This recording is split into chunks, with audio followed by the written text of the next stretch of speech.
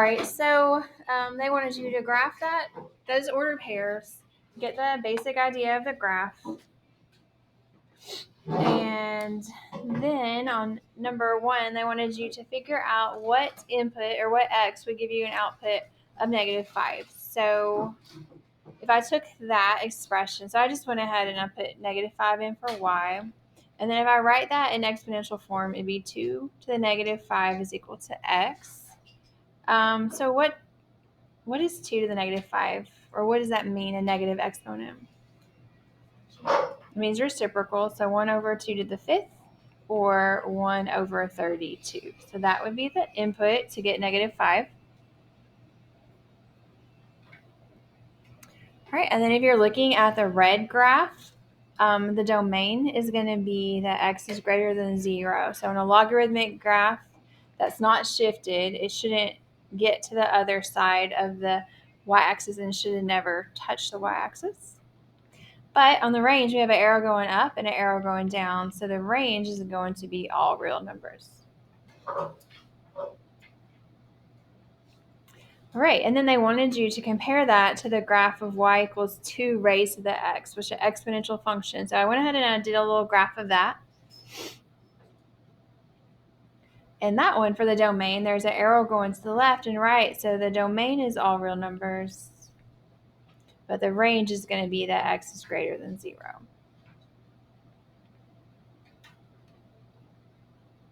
And if you compare those, the domain and range are switched.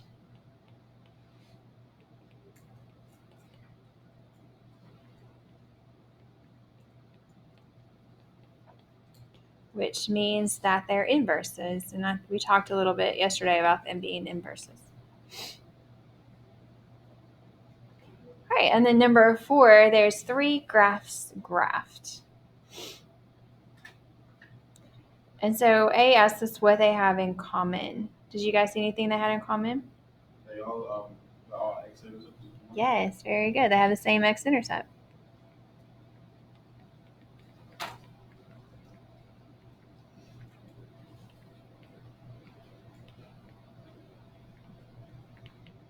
Which is the 0.10. They all have a vertical asymptote.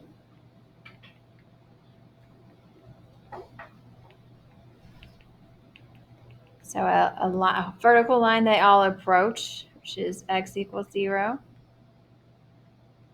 And they have the same basic shape.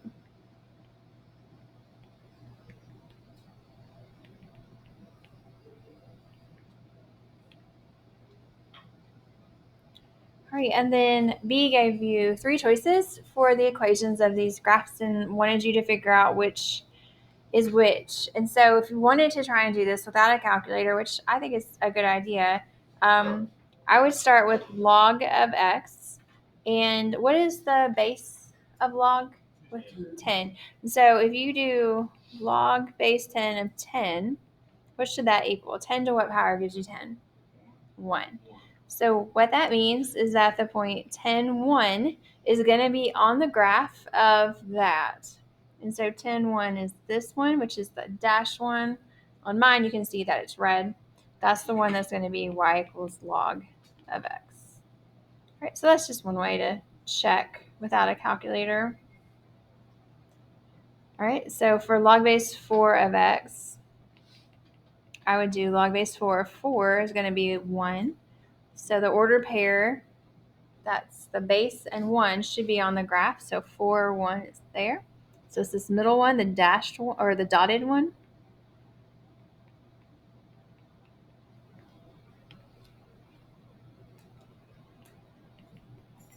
All right, and then what's the base of natural log? E, good. So the point E1 should be on there. E is about 2.718, not exactly, but about. So about 2.71 should be on that graph. So it's obviously the one we haven't labeled yet.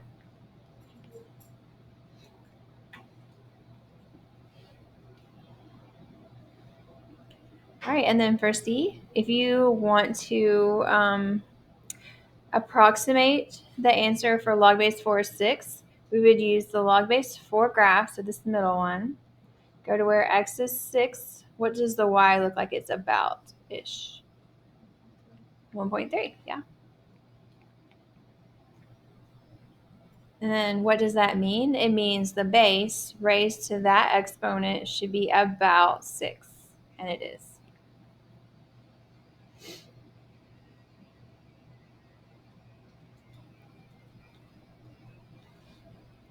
All right, and then for number 5, we're going to get into the transformations. So transformations is something we talk about with every different type of functions we've done this year. And so for number 5, we're going to take the log base 4 of x function, which is that middle one, and we want to shift it 3 units to the right and call it g of x. So it's still going to be a log base 4 function.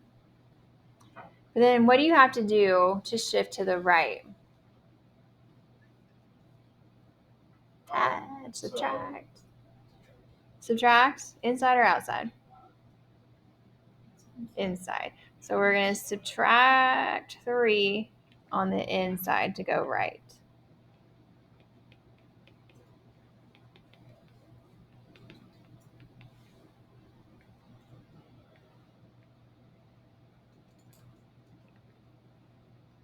All right, and then let's talk about how that transformation is going to affect the x-intercept, the asymptote, the domain, and the range.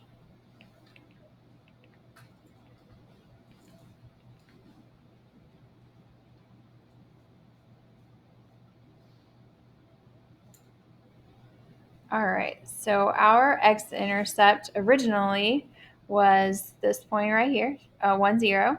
If I move this 3 units to the right, where's my x-intercept going to move to? 4, 0.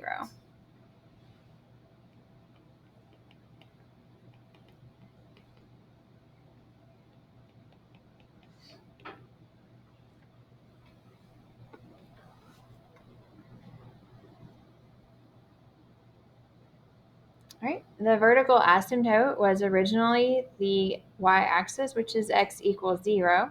I'm going to move that 3 units to the right.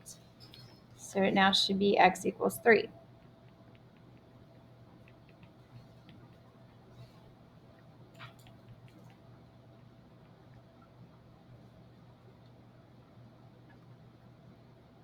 Right. And then the domain originally is everything is graphed to the right of 0, so x is greater than 0. If we shift that, everything would be graphed to the right of 3.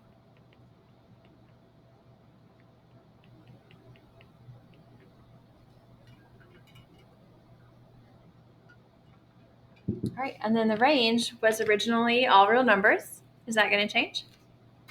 No.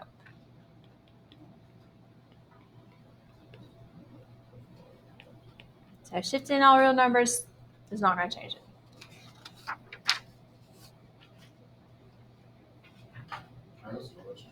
Sure. All right. Let's look over on the back. We're going to fill in some notes and a few examples.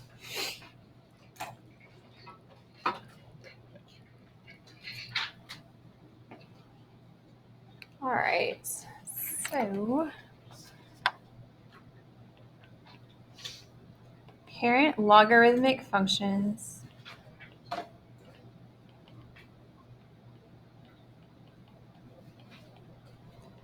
look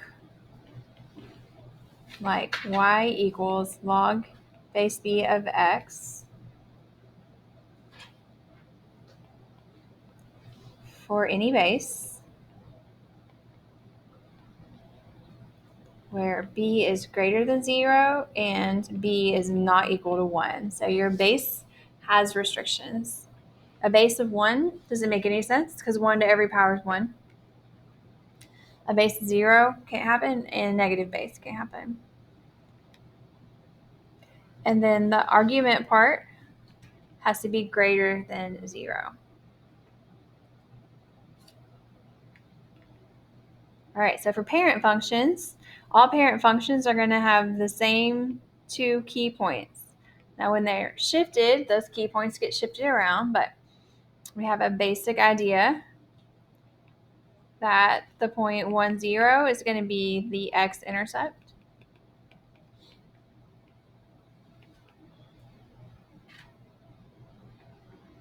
And the base for the x-coordinate and 1 for the y-coordinate is going to be on the graph.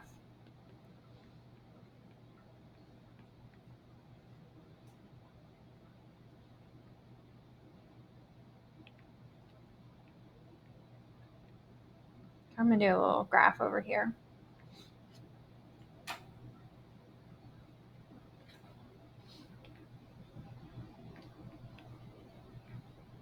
All right, so I automatically know I'm gonna go through the point 1, 0 for a parent function, and let's say the base is right here. I'm also gonna have a point there. So that's 2 points on my graph. So that's a good start. Okay. And then all parent functions are gonna have a vertical asymptote at x equals 0.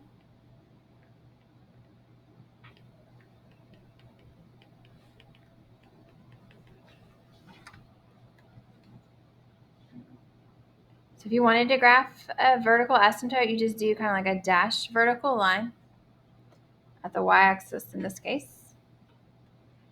And then to do your graph, you just hug that line, be real close to it, and then curve through those 2 points. And that gives you a pretty good logarithmic graph. We don't have to have a ton of order pairs to get a good graph.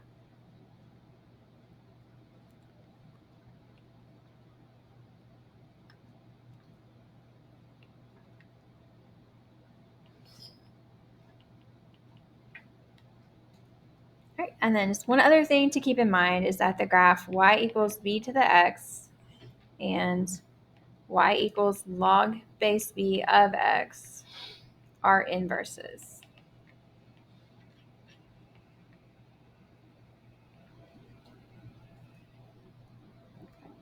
So because they're inverses, I could switch their order pairs.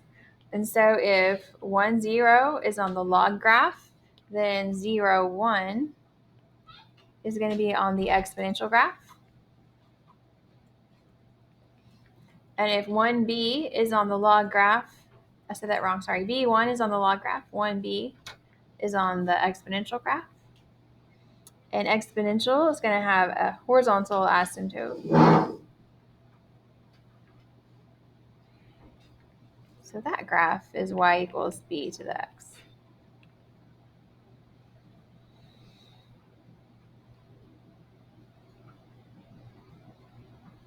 All right, and there's one more thing I want to squeeze in here. The domain and range of the log graph. So for the parent function, the domain is going to be x is greater than 0, and the range is going to be all real numbers. So all real numbers will be the range of every log graph, but the domain can change from problem to problem.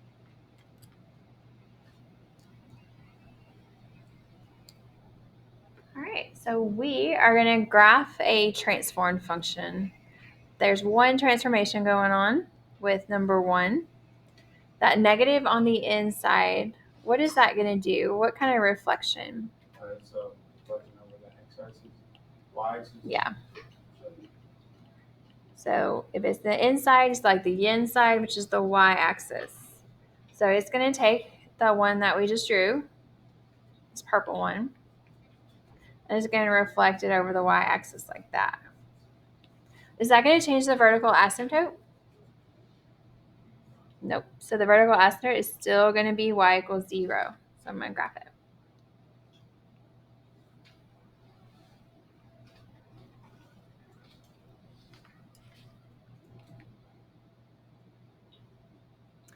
That reflection is going to change the x-intercept. So originally, the x-intercept is at 1, 0. If I reflect that, where's it going to reflect to?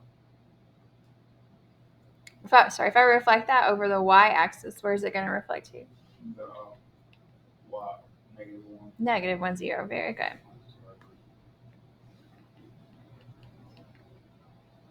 So I'm going to go ahead and graph that.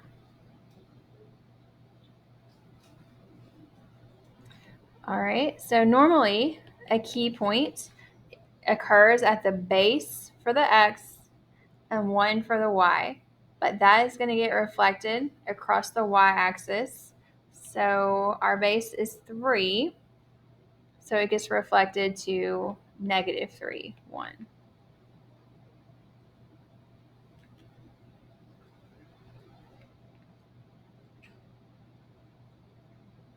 All right, I basically can go ahead and draw it.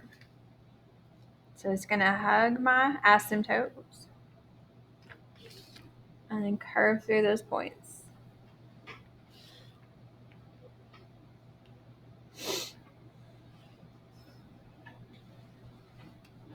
All right, so the domain typically is that y is greater than 0 because it's all graphed to the right side of 0.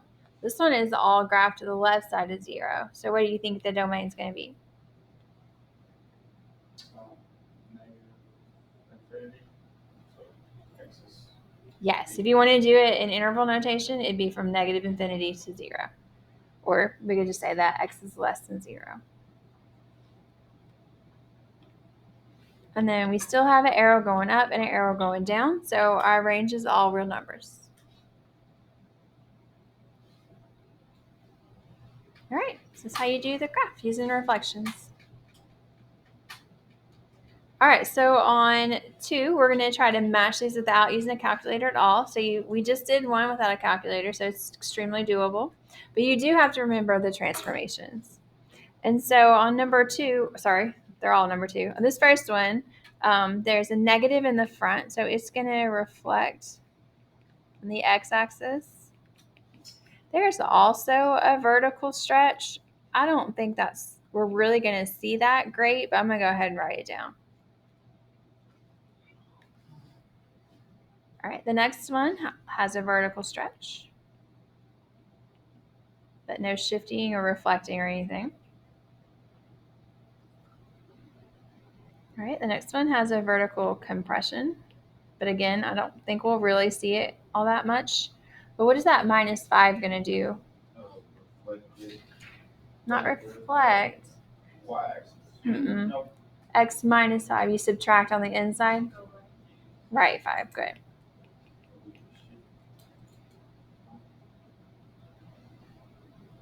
All right, this one has a lot going on.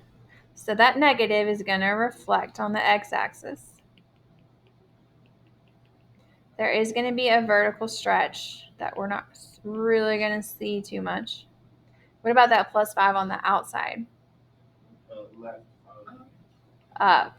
So adding on the outside is up and down. Inside's left and right. It's okay. All right, and then this last one is going to have a vertical compression. And then -5 on the outside is going to be down. Okay, so you guys take those 5 graphs and those 5 descriptions of transformations, and what we're transforming is something like this purple graph is what it originally looked like. And see if you can match them up for me, please.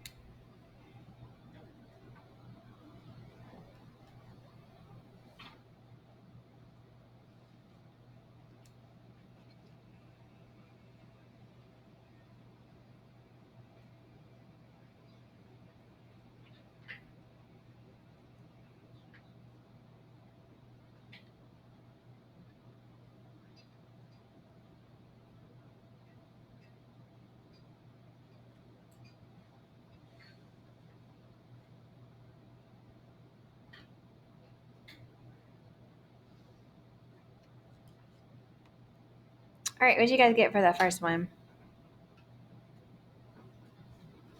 This one right here. Yep.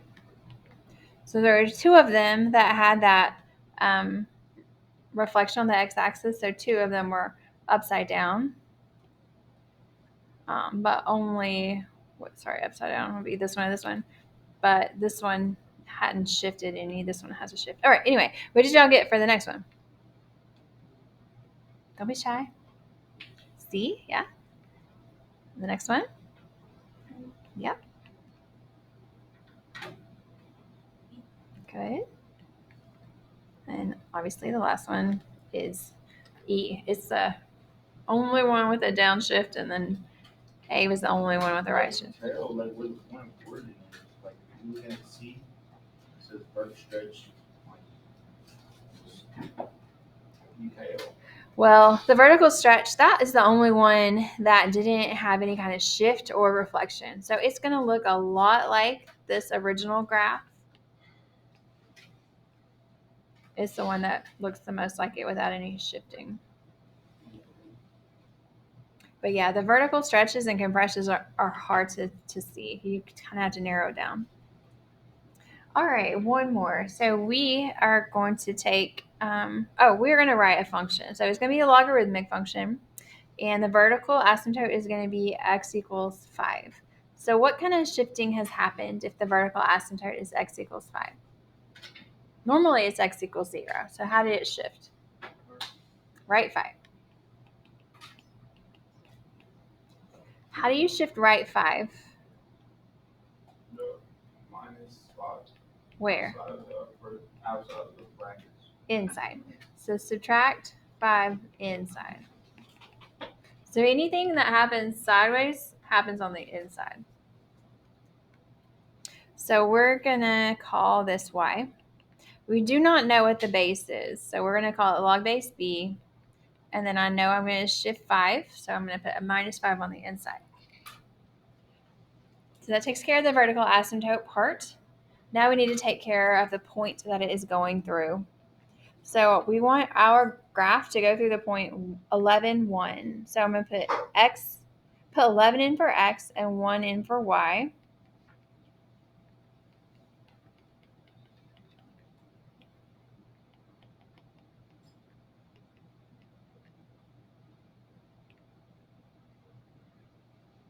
All right, and then I would just write that in exponential form. So the base is b. What's the exponent going to be? 1 is 6. So obviously b is 6. So my final equation is going to be y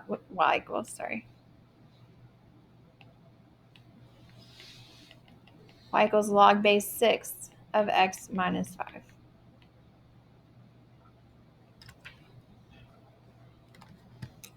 All right, so what questions do you guys have? All right, so we'll practice this tomorrow.